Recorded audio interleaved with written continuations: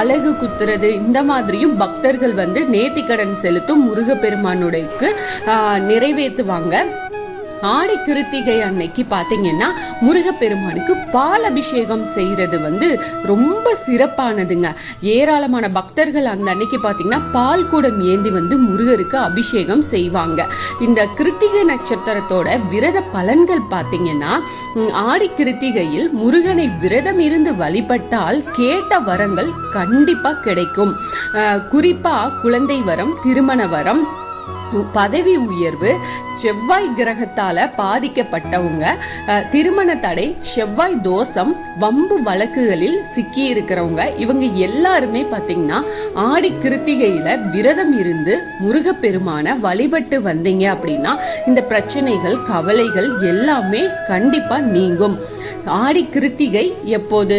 ஆடி கிருத்திகைக்கு உரிய தலமாக திருத்தணியில இந்த ஆண்டு சிறப்பா கொண்டாடுறாங்க. இந்த ஆண்டு ஜூலை 29 ஆடி கிருத்திகை, அதாவது ஜூலை 29 பகல் 2:41 மணிக்கு தான் கார்த்திகை நட்சத்திரம் வந்து துவங்குது, ஸ்டார்ட் ஆகுது. அதற்கு முன்னாடி வரை பரணி நட்சத்திரம் இருக்கு. ஜூலை 30 மதியம் 1:40 வரை கார்த்திகை நட்சத்திரம் இருக்கு.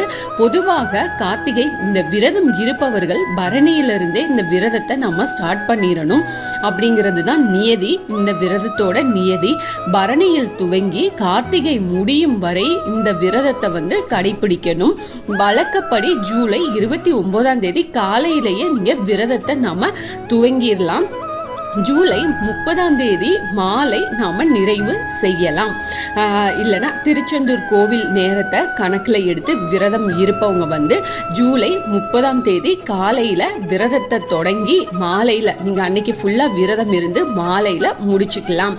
இந்த விரதம் இருக்க சரியான நாள் பார்த்தீங்கன்னா ஜூலை 29, 30 2 நாளுமே ஆடி கிருத்திகை வழிபாட்டை நாம மேற்கொள்ளலாம்.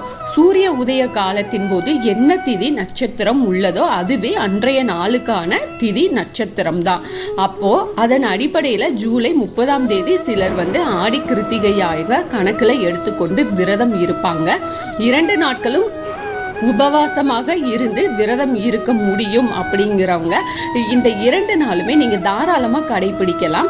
அது முடியாதுங்கிறவங்க நீங்க எந்த நாள் உங்களுக்கு சௌகரியமோ அந்த நாளை விரதம் இருந்து அதிகாலையிலேயே முருகனுக்குரிய வழிபாட்டினை செஞ்சு மாலையில் நீங்க அந்த விரதத்தை வந்து முடிச்சுக்கலாம்.